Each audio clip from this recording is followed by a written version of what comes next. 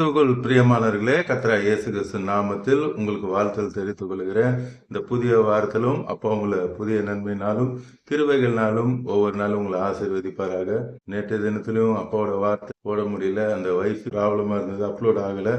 ஆண்டவர் கிருபையினால இன்னைக்கு தான் அந்த ப்ராப்ளம் சால்வ் ஆயிடுச்சு. சோதரம் அநேகர் கேட்டீங்க, இன்னைக்கு ஆண்டவரோட வார்த்தை வரலன்னு சொல்லி. அப்பா உங்களை ஆசீர்வதிப்பாங்க. அநேகர் ஐசியூல இருந்தெல்லாம் ஏசப்பா அற்புதம் செய்தாங்க, என் பிள்ளைங்க இப்போ நார்மலாக இருக்காங்கன்னு சொல்லி அநேக சாட்சிகள் சொல்கிறாங்க. கர்த்தருக்கு கொடான கொடி சோத்திரம். அப்பா அதான் சொன்னாங்க, மரித்தோர் உயிரோடு எழுப்புகிற அற்புதங்களும் இயற்கைக்கு மேற்பட்ட அற்புதங்களையும் நான் செய்வேன் என்று சொல்லி அப்பா சொல்லியிருக்கிறாங்க. மெயினாக யார் யாரெல்லாம் கண்ணீரோடு கூட கவலையோடு கூட இருக்கிறீங்களோ உங்கள் எல்லாருக்கும் ஏசப்பா நிச்சயமாக அற்புதத்தை செய்வாங்க. இது அப்பா ஆரம்பித்த சேனல். சில தடைகள் வரும், அந்த தடைகள் அப்பா உடைத்து ஆசீர்வதிப்பார். அநேகர் ஆண்டவரை சொந்த ரட்சகராக ஏற்றுக்கொண்டு இருக்கிறீங்க. அதுக்காகவும் கர்த்தரை ஸ்தோத்தரிக்கிறேன். இன்னைக்கும் அப்பா உங்களோடு கூட பேச போகிற வார்த்தை ஏசாயா 58 அதிகாரம் 11 கர்த்தர் நித்தமும் உன்னை நடத்தி. இந்த காலை நேரத்தில் அப்பா சொல்றாங்க, இந்த வாரம் முழுவதும் மாத்திரமல்ல, இந்த உலகம் முடிகிற வரை, ஏசப்பாவுடைய வருகை வரும் வரை நித்தமும் நான் உங்களை நடத்துவேன். இந்த உலகத்துல மறிக்கிற தருவாய் வரையும் அப்பா சொல்றாங்க, நான் உங்களை நடத்துவேன். எதை குறித்து நீங்க கவலைப்பட வேண்டிய அவசியம் இல்லை, எதை குறித்து நீங்க பாரப்பட வேண்டிய அவசியமும் இல்லை. இன்னைக்கு அநேகர் பிரச்சனையோடு கூட போராட்டத்தோடு கூட நடக்க முடியாம ரொம்ப ஸ்ட்ரெஸ் ஆகி ரொம்ப கவலையோடு கூட அடுத்து நான் என்ன செய்வேன் என்று தெரிய முடியாத அளவுக்கு வேதனையோடு கூட பாரத்தோடு கூட பார்த்து கொண்டு இருக்கீங்க. உங்களுக்கு அப்பா விடுதலை தருவார். இன்னைக்கு பார்த்து கொண்டிருக்கிற கோடிக்கணக்கான மக்களுக்கு அப்பா சொல்றாங்க, நான் உங்களுக்கு விடுதலை தரப்போகிறேன். எந்த காரியம் உங்களை அழுத்தி கொண்டு இருக்கிறதோ, எந்த காரியம் உங்களை நெருக்கி கொண்டு இருக்கிறதோ, அந்த காரியத்திலிருந்து நான் உங்களுக்கு விடுதலை தரப்போகிறேன். அதனாலதான் இன்னைக்கு நீங்க அப்பாவோட வார்த்தையை கேட்டுக்கொண்டு இருக்கிறீங்க. அப்பா சொல்ற, நான் நித்தமும் நடத்துவேன். இந்த கடன் பிரச்சனை உன்னை ஒரு நாள் என்ன பண்ணாது, மூழ்கடித்து விடாது. இந்த கோர்ட்டு பிரச்சனை உங்களை ஒரு நாளும் மூழ்கடித்து விடாது. குடும்பத்துல சமாதானம் இல்லை, குடும்பம் பிரிஞ்சிருன்னு நினைக்கிறீங்களா? ஆண்டவர் ஒரு நாளும் விட மாட்டார். அப்போ குடும்பத்துக்கு சமாதானத்தை தருவாரு. போனவங்கள திருப்பி கூட்டு வருவாங்க. போறதுக்கு பிசாசு வேலை செய்வான், அதெல்லாம் அப்பா தடுத்து நிறுத்துவாங்க. குடும்பத்துல சமாதானம் வரும். மரண படுக்கையில பார்த்து கொண்டு இருக்கிறீங்களா? அப்பா சொல்ற, உங்களுக்கு விடுதலை தருவேன் என்று சொல்லுகிறார். யாருக்கெல்லாம் விடுதலை கொடுக்கணும்னு அப்பா முடிவு பண்ணியிருக்காங்களோ அவங்க தான் இந்த வார்த்தையை கேட்டுக்கொண்டு இருக்கிறீங்க. மரண தருவாயிலிருந்து விடுதலை தருவார். அநேக சாட்சிகள், 1 2 இல்ல, அநேக சாட்சிகள். ஐசியூல இருந்து ஏசப்பா அற்புதம் செஞ்சிருக்காங்க, நார்மல் வார்டுக்கு கொண்டு வந்திருக்காங்க. ஏசப்பாக்கு லேசான காரியம். நீங்க சரீரத்துல வியாதி இருக்கு, நான் என்ன செய்ய போறேன்னு தெரியலன்னு பாக்குறீங்க. முதுகு தண்டுல எனக்கு பலவீனம் இருக்கு, எனக்கு கால் முட்டியில பலவீனம் இருக்கிறது, கிட்னில பிரச்சனை இருக்கு, ஹார்ட்ல பிரச்சனை இருக்கு, மூளையில டியூமர் வந்திருக்கு சொல்லி அநேக காரியங்களை குறித்து இப்ப நீங்க பார்த்து கொண்டிருக்கீங்க. அப்பா நேரடியாக உங்களோடு தீர்க்க தரிசனமாய் பேசி கொண்டிருக்கிறார். நான் உங்களுக்கு சுகத்தை தரப்போகிறேன். இயற்கைக்கு மேற்பட்ட அற்புதத்தை உங்க வாழ்க்கையில அப்பா செய்ய போறாங்க.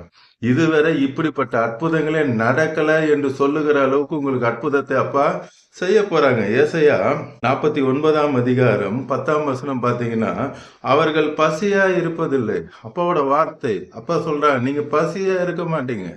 நீங்க நினைக்கிறீங்க, அடுத்த வேலை உணவுக்கு நான் என்ன செய்வேன்னு எனக்கு தெரியலையே, கடன்காரர்கள் பிரச்சனை நெருக்கி கொண்டு இருக்கிறது, போராட்டம் எனக்கு நெருக்கி கொண்டு இருக்கிறது, என் பிசினஸ்ல நான் நெக்ஸ்ட் மூவ் என்ன பண்ண போறேன்னு தெரியலையே, என் வேலையில நான் அடுத்த காரியம் என்ன செய்வேன்னு தெரியலையே, மேலதிகாரிகள் முட்டுக்கட்டை போட்டது போல என்ன ஆசீர்வாதத்தெல்லாம் தடுத்து கொண்டு இருக்கிறாங்களே, என் வேலையில என்னால நிம்மதியா செய்ய முடியலையே என்று சொல்லி வேதனையோடு கூட நீங்க பார்த்து கொண்டு இருக்கீங்க. உங்களை பார்த்து தான் அப்பா நேரடியா சொல்றாங்க, நீங்க எதை குறிச்சும் கவலைப்பட வேண்டிய அவசியமே இல்லை.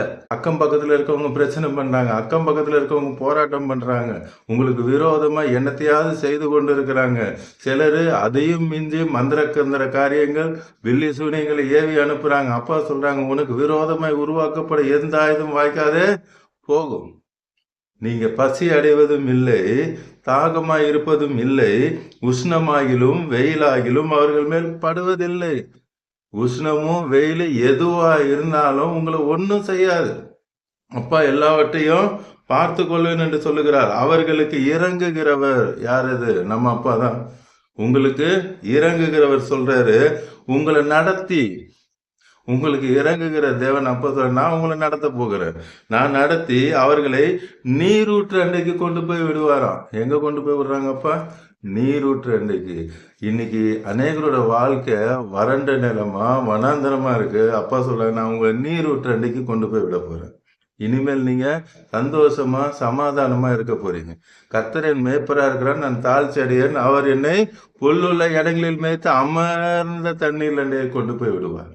அப்பா சொல்றாங்க, இவ்வளவு நாள் வறண்டு போயிருக்கா, கவலைப்படாதீங்க, நான் உங்களை நீரூற்று அண்டைக்கு கொண்டு போவேன் என்று சொல்ல. சங்கீதம் 37ஆம் அதிகாரத்துல 19ஆம் வசனத்துல அப்பா சொல்றாங்க, ஆபத்து காலத்தில் வெட்கப்பட்டு போகாது இருந்து.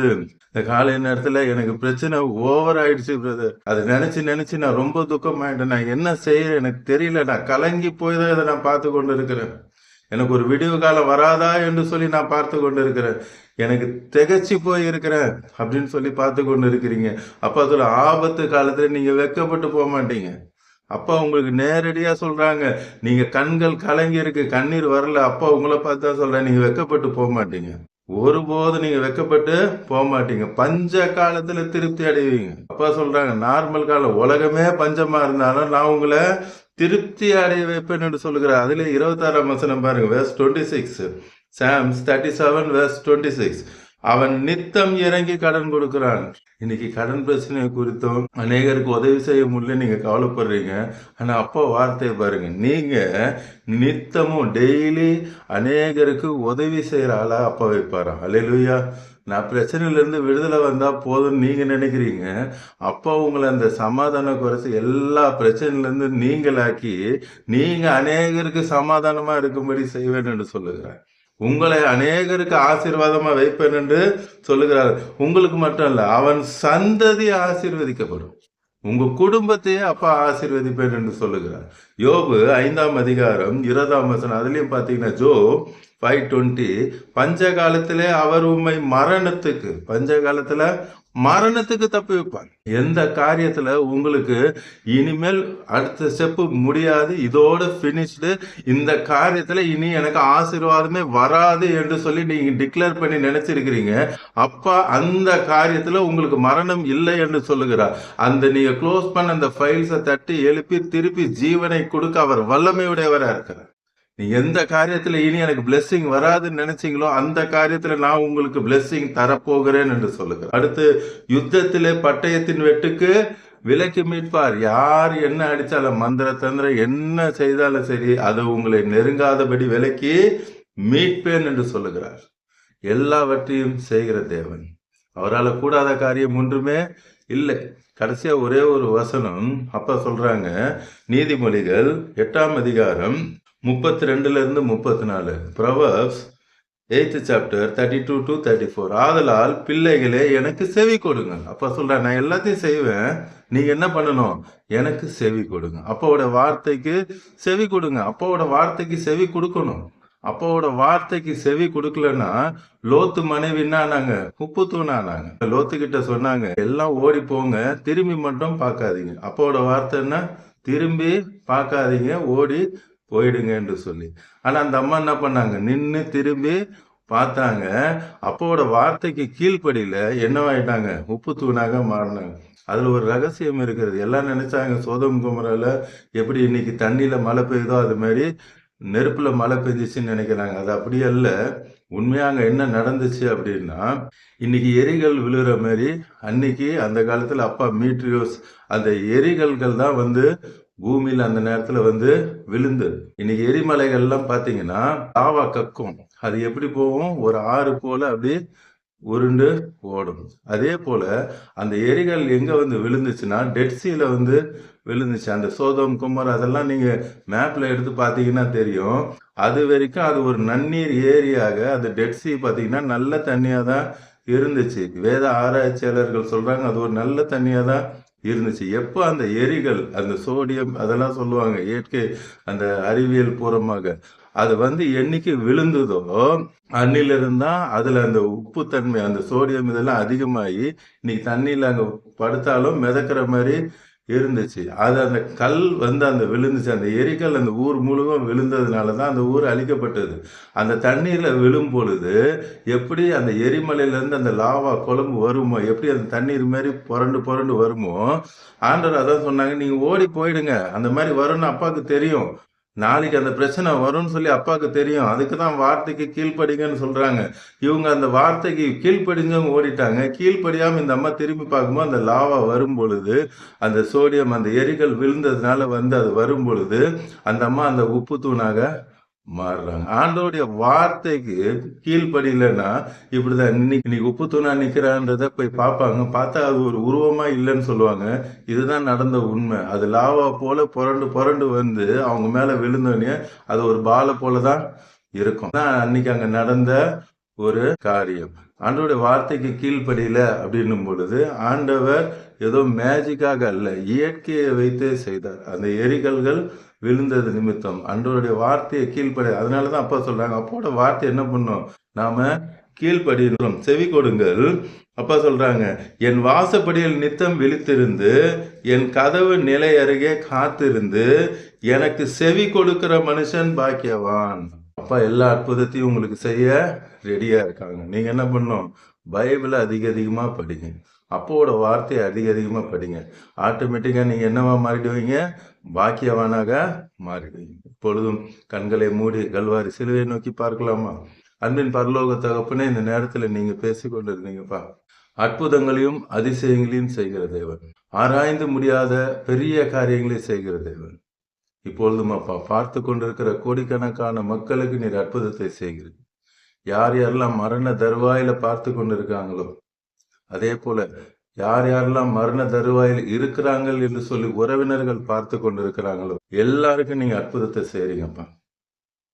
இயற்கைக்கு மேற்பட்ட அற்புதத்தை செய்றீங்க.